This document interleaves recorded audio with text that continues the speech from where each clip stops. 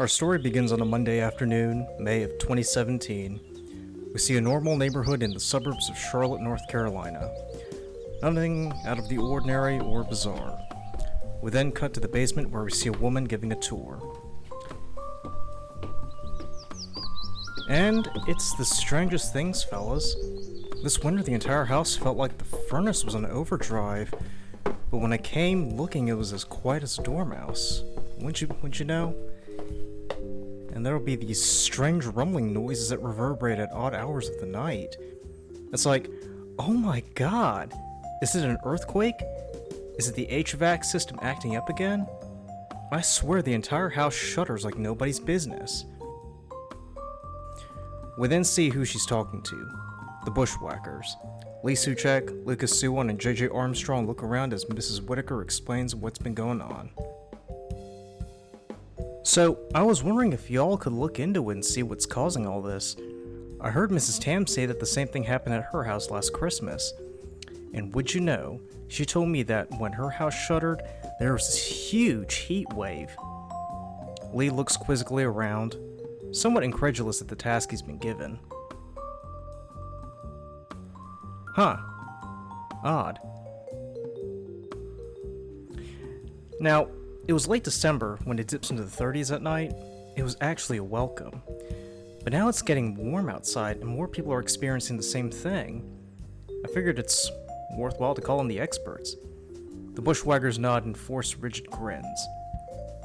Mrs. Whitaker stares at them for a second and then continues.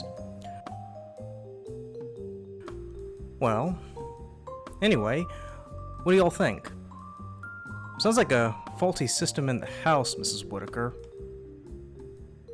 Well, that's fine and all, but how do you explain the same thing happening for all of the other houses on the street? Right.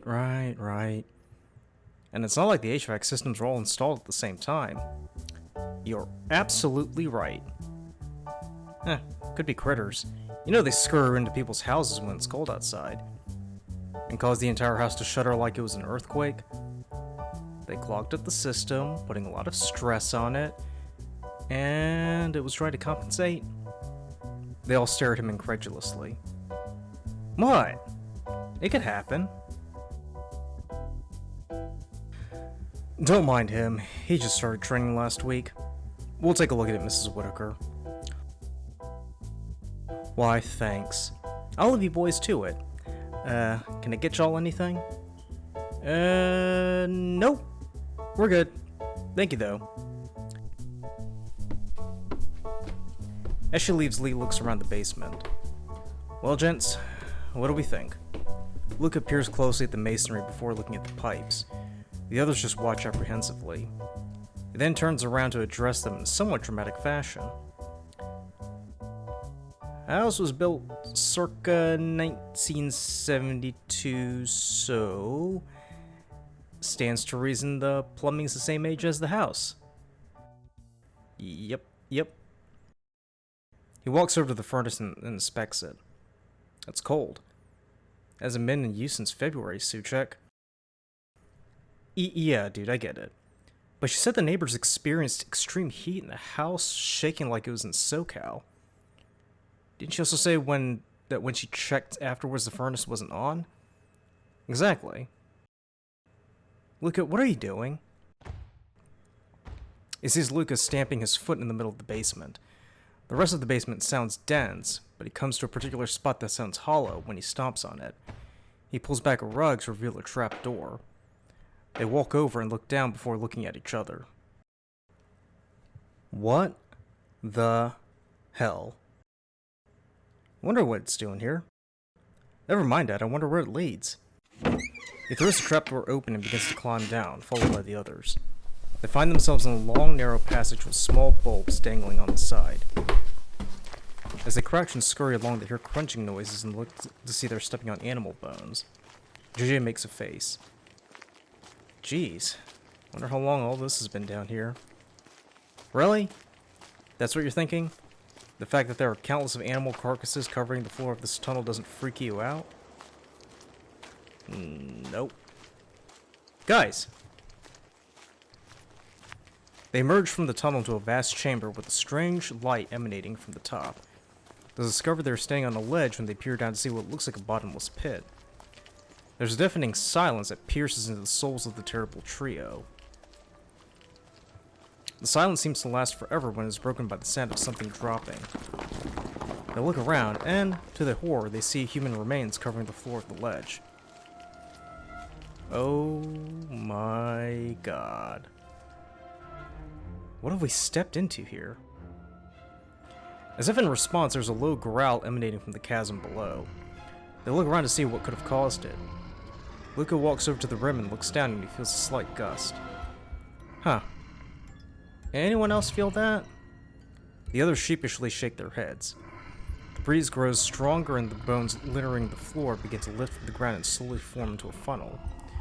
The growling grows louder and louder until it finally becomes a roar, and they see a dark orange glow emanate from the chasm. They back away until a giant flaming hand reaches over and grabs the ledge. The hell is that thing? As if in response, two horns, covered in flames, emerge, and then we see the creature. The balrog. It rises to full height, but its waist is covered by the ledge. It towers for what seems like miles and sees the trio and roars again, shooting flames in all directions. The trio rush back into the tunnel and take shelter. Luca looks over at the creature and then turns to Suchek. So, the good news is now we know what's been causing all that heat and shuddering. Not now, idiot. No, he's got a point. You see the flames it shot out? That's gotta be like over 2,000 BTUs, man. Guys, in case you haven't noticed, there's a fire demon that wants to munch us all for lunch. A balrog. What? A balrog. The thing back there is a balrog. Seriously, Suchek, have you never read Tolkien? I've seen the movies. That's not what I was asking. I asked if you read the books. What effing difference does it make? It's a fire demon. Balrog. Whatever, let's get the hell out of Dodge. Now. As he turns to crawl away, he notices Luca and JJ not move. He sighs. Well, what is it now? Well, we were hired to do a job. Which is to find out what's causing all this shaking and burning and stuff. And we found it. Whoop-de-frickin-do. Can we go now? Well, Christ, what now? It would seem like a dick move if we just, ran without fixing the problem. That could affect our Google rating. What? So we go out there, fight the fire demon, balrog, whatever. And then what? We get 5 stars on Google and then the Bushwackers are rolling in the dough? Pretty much. Ugh. How do we even fight that thing? Dunno. I'm gonna take a look. Luca crawls out of the tunnel and followed by JJ and a reluctantly Suchek.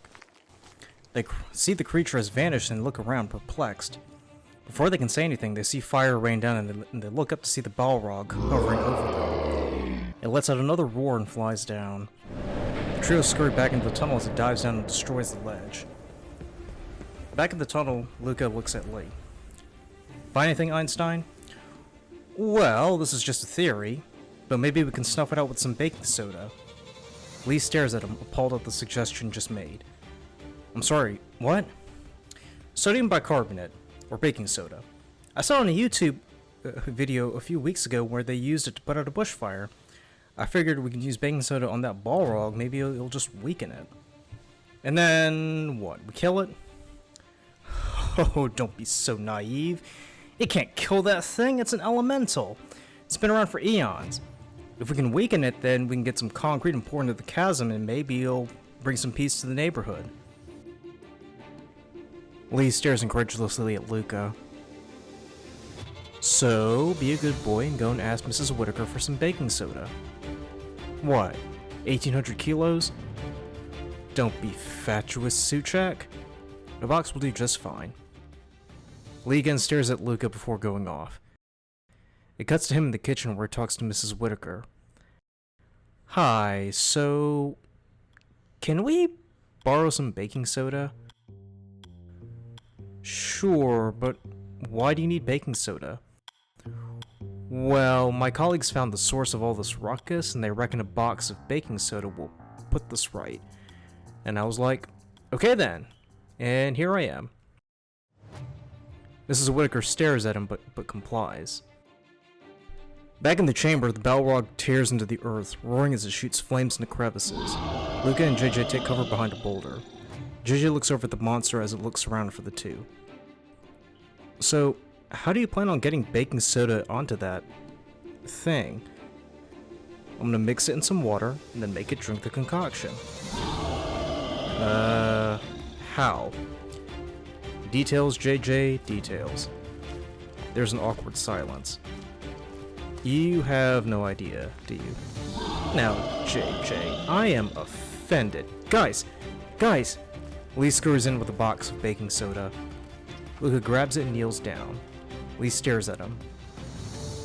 So, did you tell her about the cause? I used some euphemism, some colorful descriptions, you know, this and that, and she was cool with that. Honestly, Scout's on her. Luca, what are you doing there? Luca straightens up, holding an army canteen. Alright, Lee. Go and get its attention. I'm sorry, what? Go out there and get the balrog's attention. Hell no. Well, how am I supposed to get the thing to drink this? Luca, what exactly is that thing? A magic potion? If you want to look at it that way, it's just your average water, baking soda concoctions. Great for hangovers or putting out hellfire. Yeah. Great! Now, go out there and shake your moneymaker. No! However, as he says this, the monster swoops down. Lee screams and runs off as the monster chases him. Luca slings the army canteen over his shoulders and hurries behind the monster. He grabs one of its spikes and gingerly climbs up its back. He tries to steady himself as Lee tries to avoid getting burned. Luca, whatever you're going to do, for the love of God, do it now. Right. Wow, I never actually planned on getting this far. He grabs one of the knobs on its horns and tosses the canteen into the crack and watches. Lee turns to see the balrog stop and sputter as smoke emanates from its mouth. It lets out a screech and keels over, landing just inches away from Lee. Luca walks over and puts his hands in his pockets. Huh. It actually worked. You think? Gotta hand it to you, man, it actually worked. I know. What the hell do we do with this thing now? You do know there will be some complaints from people. Nerds mostly. Correct. Who will say, you can't kill a balrog with baking soda, that's a load of bull. And my response to that is, you can just suck. It cuts to the front lawn where we see the balrog lying there, dormant. As people scurry out of their houses to gawk at the monstrosity, we hear sirens. Mrs. Whitaker walks over and stares at the monsters as the bushwhackers walk up to her. Oh my goodness! Was that the creature that was causing all this ruckus? Yes, ma'am, and then some. Wow, I'm just astonished, really. Yep, aren't we all? And it was one heck of a job, too. I'll say. You boys surely outdid yourselves this time. They look back at the sleeping monster before Lee turns it back around. So, will that be cash or credit?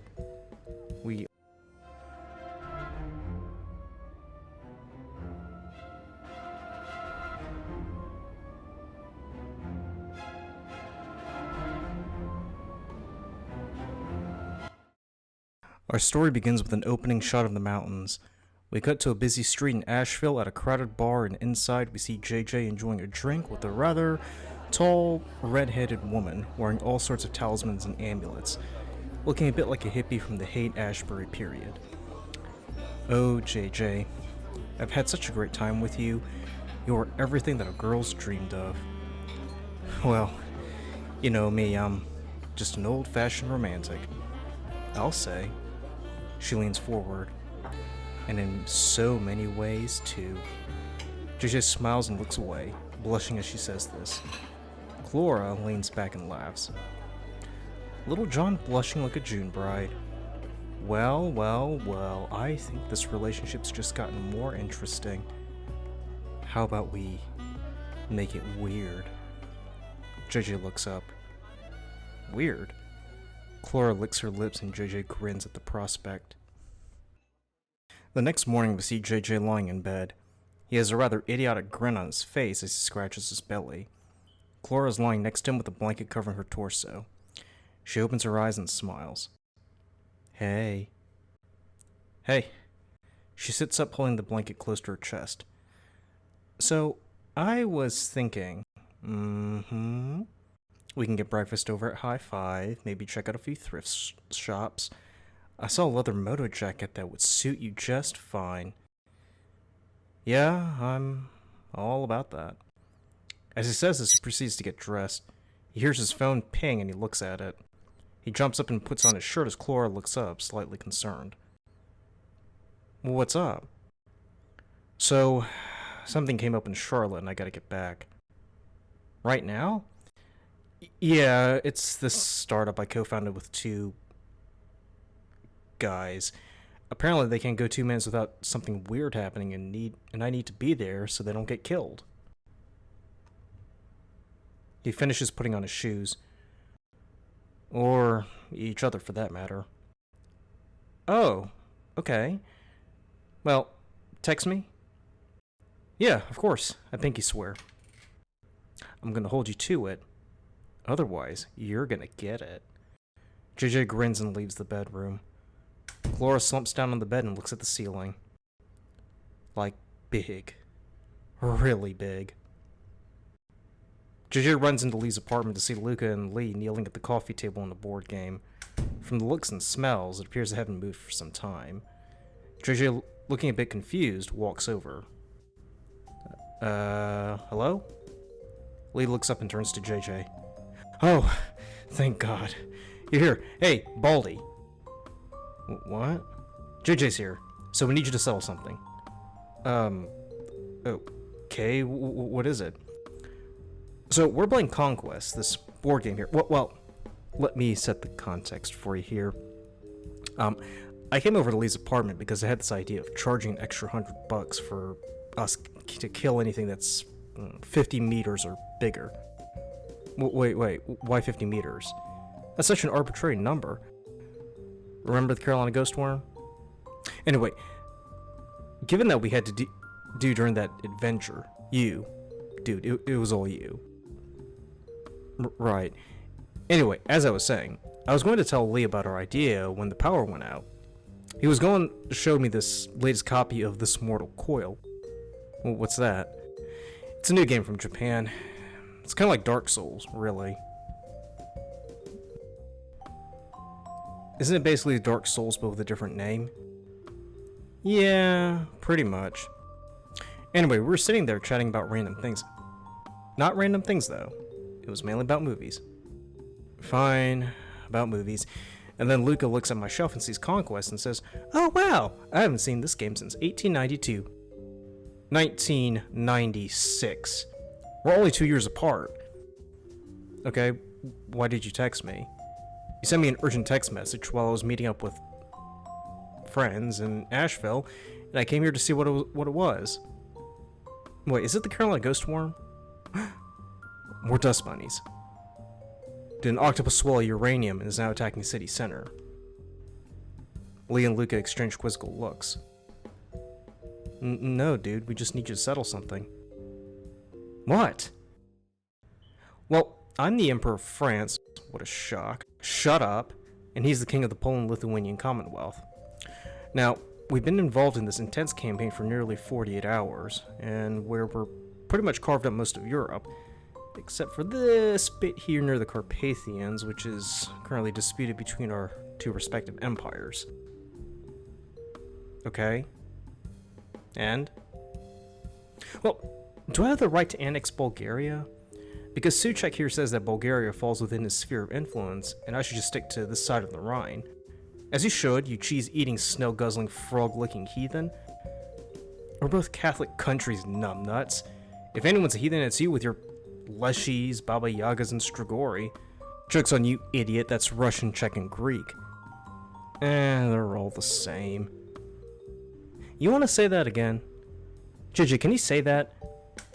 JJ? They look around to see that JJ has already left. Lee turns to Luca. Well, nice going. Now he's left. Just for that, I am taking Bulgaria. The hell you are? I'm taking Bulgaria. I need to secure my southern flank. Why would you need to secure your southern flank? I don't know, because you control the Balkans and you can easily cross into Italy and take Rome. Duh.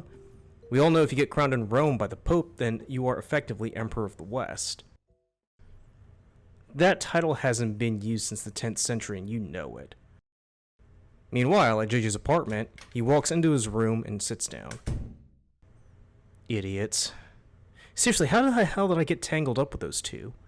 And who even plays board games anymore? He gets up and walks to the kitchen, not realizing his phone slid under the couch. A few days later, there's a knock at the door. JJ goes over and opens it to see Clara. He can see she isn't too pleased. Clara! Hey, baby, how are you? She says nothing but strides in and turns around, arms crossed. You never texted me. What? Oh, right, I was tangled in this huge mess with my business partners and I forgot. My bad, babe. You know, this cannot stand. What if you off with another girl without me knowing? Wait, what? You seriously believe that? I don't know what to believe right now, John. I really don't. Okay, look, you're clearly upset. I'm sorry I didn't text you. But if you could just see how those two are, you'd get sucked into this mess. Clara raises her hand and points her finger at JJ. She mutters something. JJ notices that she's getting taller and taller. She walks over to the door and looks down at him. Something for your consideration. Love. JJ's a bit confused, and as the door slams, he's confused as to why he's hopping. He hops over to a hallway mirror and croaks in amazement. He's a frog. Back at Lee's apartment, we see Luca and Lee still engaged in their board game. As Luca moves a piece, Lee stops him. What? What the hell do you think you're doing? Claiming Austria? Why? Don't you think that's a little foolhardy? Why? Because it divides my empire in two. I've got Croatia and the Balkans, and, of course, Poland and Lithuania. And as you can see, Austria is right in the middle. Yeah, I can see that. Don't you think that's going to cause some diplomatic issues? No. Per the Treaty of Ulm, we agreed that Austria was part of Western Europe, and since my empire encompasses most of Western Europe and parts of Scandinavia, I had a free hand in claiming Austria. Okay, but there's a clause that says my possessions cannot be cut in half. How's it cut in half? You've got freaking Romania and Bulgaria. They form this loop here that connects your domains in Greece and the Balkans. The way I see it, you're becoming a bit overweening in Eastern Europe. I'm not. R2. Oh, and while we're referencing treaties here, we still have to resolve how we're going to divide the Holy Roman Empire.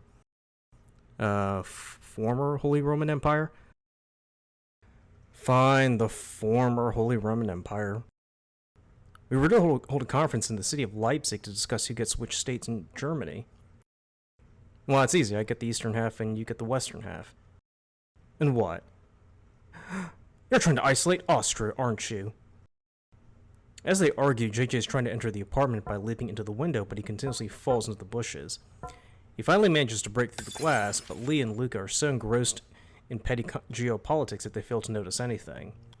JJ hops onto the coffee table and watches as the two debate. He then hops onto the board, and the two stop and look down to see JJ as a frog. They look at one another in confusion. Is that a frog? Yes, but to you it's lunch. Meaning? You're French? You guys eat frogs? Don't get some. Ass. Wait. How did a frog get in here in the first place? Dunno, I live on the second floor and there's no pond near the complex. Hang on. He grabs a rolled up newspaper and raises it. As he prepares to smack the frog, JJ leaps onto Lee's face and he screams as he wobbles around. Luca pushes Lee away from the coffee table and he lands onto the floor. As he sits up and rubs his head, the frog jumps towards an empty jar. Guys! Guys, it's me! The two look around, confused as usual. Is that JJ? Could be, but he isn't here. He's not in the bathroom, is he? Nope, the door's open. Guys, down here.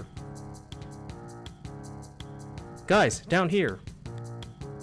They look down at the jar to see the frog talking. Luca?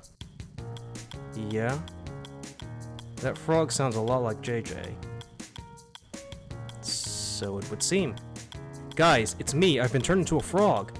Help me. It fades to a few minutes later, and JJ's sitting at the coffee table with Lee and Luca listening intently. And so she turned me into a frog, all because I didn't text her. Lee and Luca exchange glances. Did she say anything like, "You'll be a frog until you text me back"?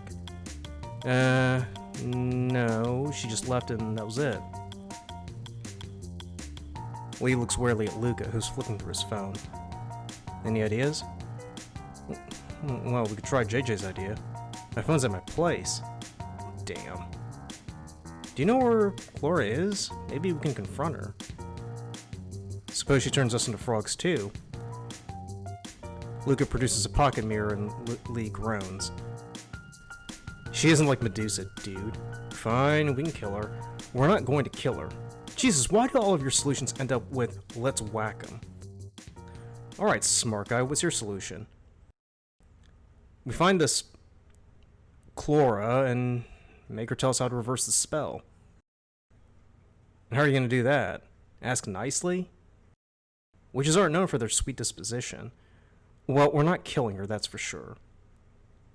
I'm more afraid of you than her. Guys, can we get a move on it? I'm feeling a bit woozy here. It cuts to a park where we see Luca carrying a bowl with water and JJ flopping around. Lee looks at his phone. Hey, dude, can you be careful? You're tossing me around. I think I'm gonna hurl. Sorry.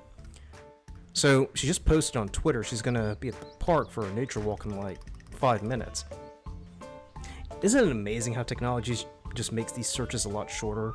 I mean, 30 years ago it would have taken days with what? Spying, following people and all. We have to search the phone book, make calls to every hotel in town, rent a van, and drive around for God knows how long.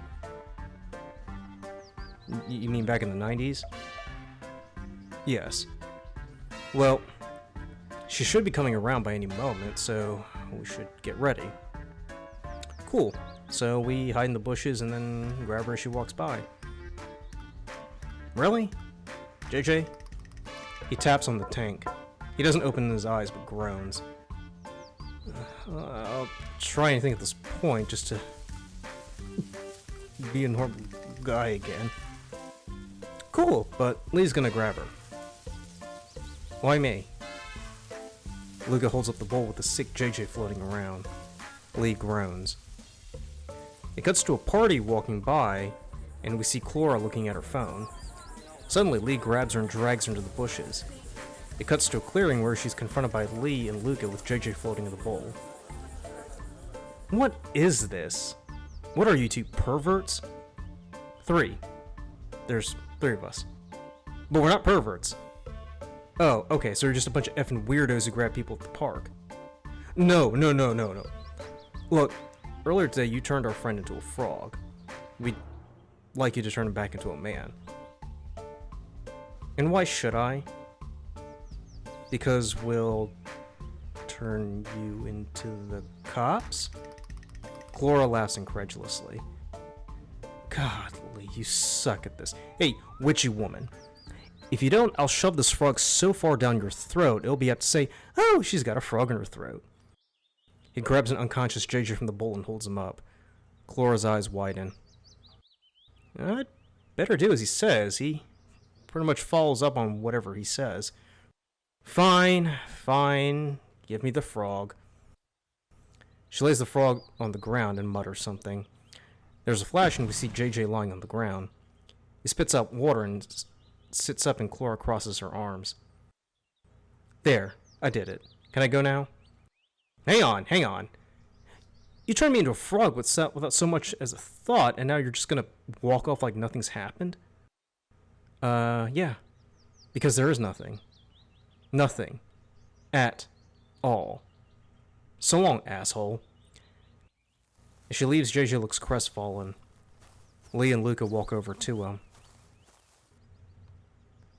There. They'll be fine. Yeah, I suppose. But she was the best I ever had, I'll say. You know, if it wasn't for the evil spells and that stuck-up attitude, she'd be pretty cool as a girlfriend. Speak for yourself. Anyway, where were we? Oh, right. I believe we agreed Saxony would be a buffer zone between our two empires. What? In your dreams. As they walk away, JJ looks longingly after Clora before following Lee and Luca.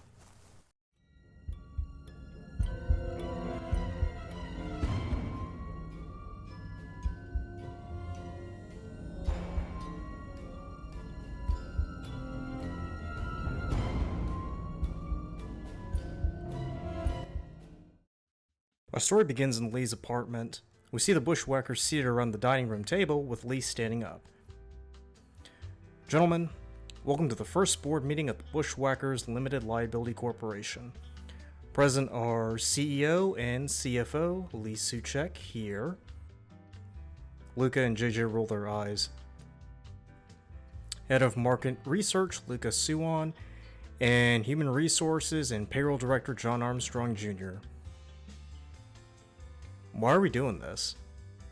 Dude, just roll with it. He's in supervisor mode. You don't want to interrupt him when he's like that. Trust me. Gentlemen, in the 6.5 weeks we've been in operations, we've netted only $436.18. The works we've done has varied, and I believe this may be the reason why our profit margins are so dismal. Well, we did take on creatures of literally titanic proportions. Yes, and that's another matter. It appears that our work has involved characters of an unusual nature. So, freaks, basically. Luca, as head of market research, what would be the best solution to not only combat this deficit and attract new clientele? We need to change tact, focus on a particular specialty, and then target a specific sector of the market to differentiate us from what others do in the field. And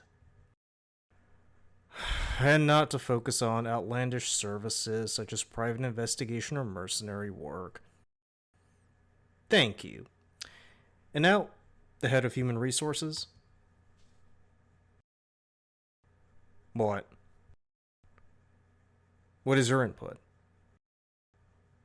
On what? On how we can maximize profits? That, I don't know, what Lucas said? JJ, I'm starting to think you aren't taking this seriously. I don't. This entire meeting is just a joke. Dude, just go with it. I mean, he's not asking you to watch a 3-hour movie or whatever. Why can't we just diversify our services? I'll bring in more people interested in our services and our company. Because it doesn't work that way. Luca, you're head of marketing research. You tell him that. Okay. It doesn't work that way. Really? Thanks. Guys, if this business venture is to continue, we need to generate revenue. And fast. Why fast? Oh, Lee got into a tiff the other day and he got all road ragey and now he's being taken to court. That's not the reason why. No, but it's a big reason. Seriously, what can we do to earn more profits this quarter? We can go public. We're not turning a profit, jackass. How the hell are we going to go public? And we're not even offering any stock options. Oh, that's a deal breaker. The company I work at is offering stock options. Well, whoop-de-effin' do. Suchek, why don't we just get some cash infusion? Isn't your Aunt Janice loaded from that inheritance? Janice is under conservatorship after she mistakenly bought a penthouse in Manhattan. And it's a long legal battle to undo that deal, and the lawyers we hired, well, they don't really have the highest ratings. Oh. Damn it. So, what are we gonna do? Ideas? Anyone? Remember, there are no bad ones. Well, I've got one. But in your case, I'll make an exception. Well, we did get a response to our ad on social media, and they're willing to pay us $2,000. Oh, snap. What's the job? It cuts to a truck with waste material cluttered on the truck bed and all around. Are you freaking serious? Well, they only responded like 10 hours ago. We have to transport and dump this waste for a developer. I mean, at least it's only one truck. JJ points to the 3 other trucks stocked with waste barrels. Bugger. Alright, well, now that we're doing this, where do we need to take it? Says we're supposed to drive 10 miles out to the nearby waste disposal facility. Whoa, whoa, whoa. 10 miles to the facility? Yeah. Oh my god. So that's 20 miles total going back and forth. Well, what else can we do? I'll tell you this. My Uncle Fred told me how the rivers in New York City are so polluted that if you went into them, you'd emerge with like 6 different types of cancer. Get out of here. Okay, well, that part I may have exaggerated, but it is really, really sick. So, you want to transport this waste to a nearby river and dump them in there? Your words. Luca looks at the map. Well, he may not be too far off. There's an abandoned pond just a few blocks away. And the energy company is still fighting the state over the whole coal ash dump. Right, so what's one more? Now you're getting it. As Lee walks off, JJ looks at Luca. You cannot be behind this, can you? Mate, I'm genuinely shocked that this idea didn't come from me. Me! Of all people! It cuts to the abandoned pond where Lee's on the walkie-talkie as JJ backs the truck to the shoreline. You're alright. You're alright. You're alright. You're alright. Stop! That's good. Hey, Suchek, do you think this is a good idea? What? Of course it is. We're not wasting fuel transporting this shit for 10 miles and not polluting the air. Plus, from the looks of this place, it's not like anyone's been here for decades.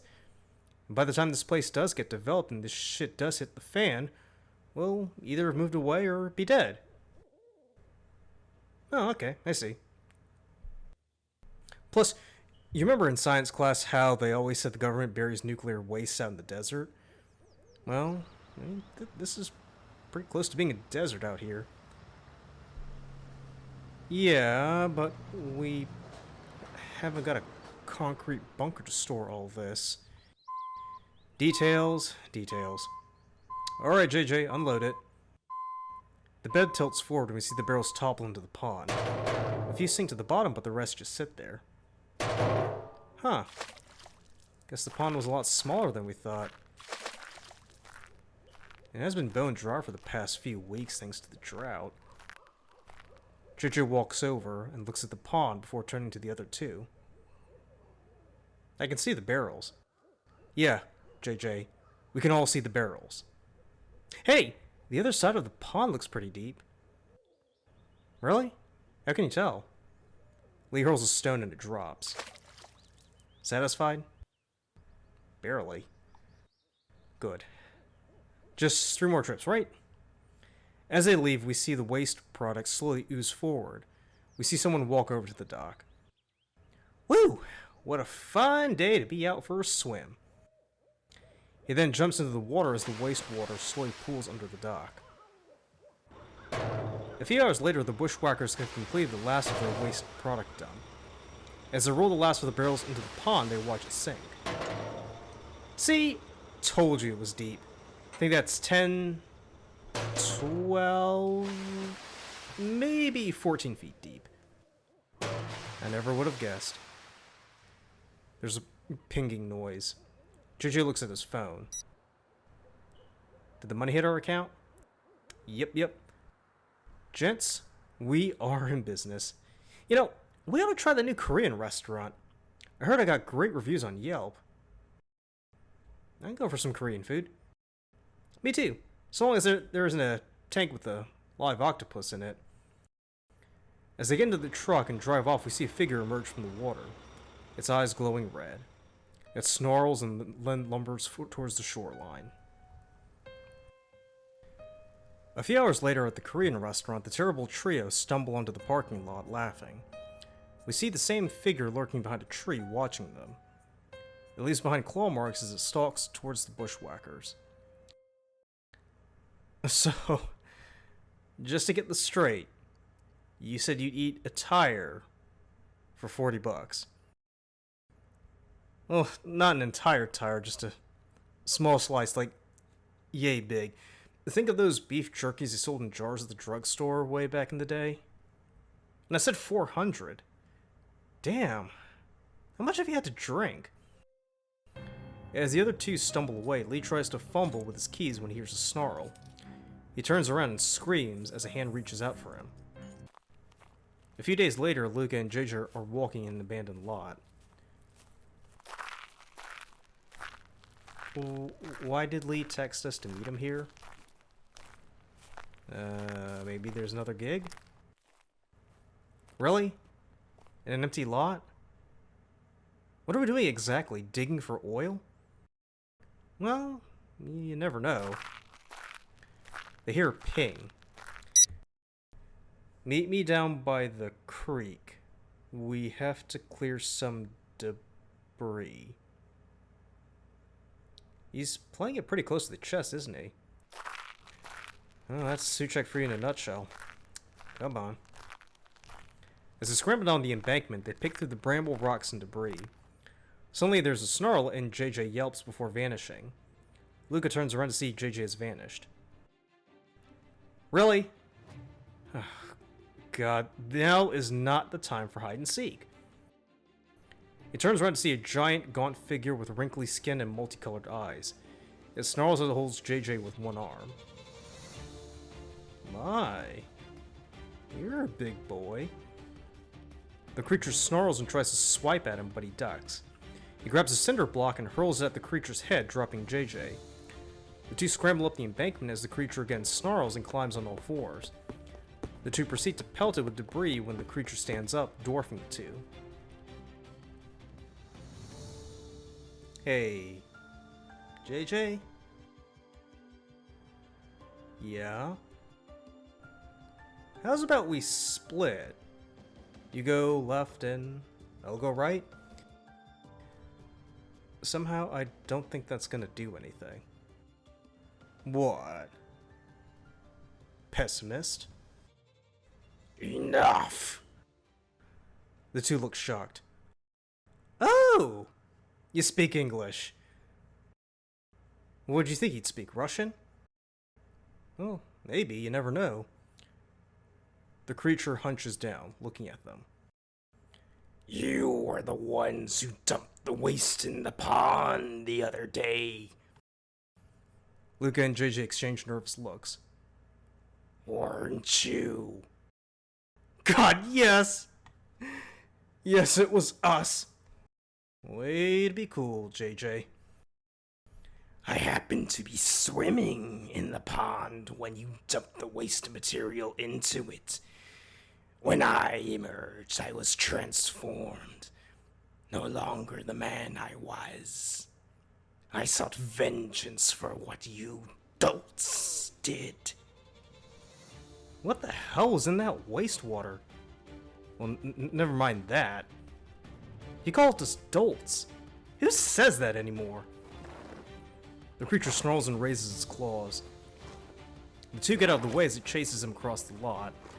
Lucas slides down the embankment and runs into a sewer opening where he sees Lee lying there. He goes over and prods him with his foot. Oi, Suchek! Wakey wakey! Lee doesn't move. Luca finds a rusty rebar and climbs back up the embankment to see JJ cornered. He uses a cinder block as an improvised shield as the creature tries to get to him. Luca manages to sneak behind the creature, but he senses his presence. He lunges at him, knocking him down. As he's about to bite, Luca plunges the rebar up its jaw. The creature stops, snarling again, and keels over as Luca scurries away. JJ walks over to see it groaning in pain.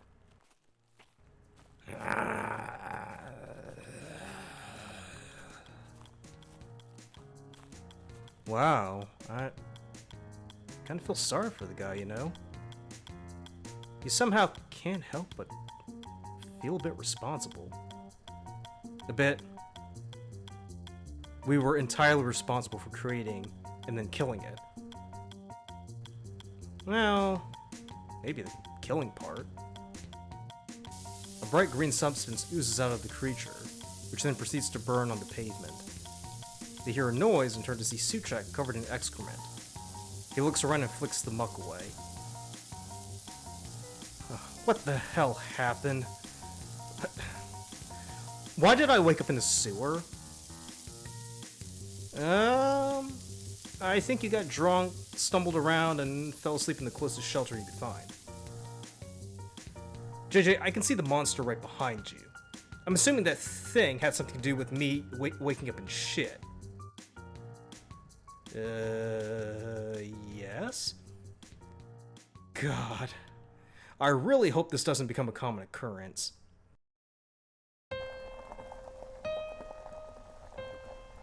Later that evening, a van pulls up and we see several figures get out and grab the dead creature and carry it away. They deposit its carcass into the back and drive off.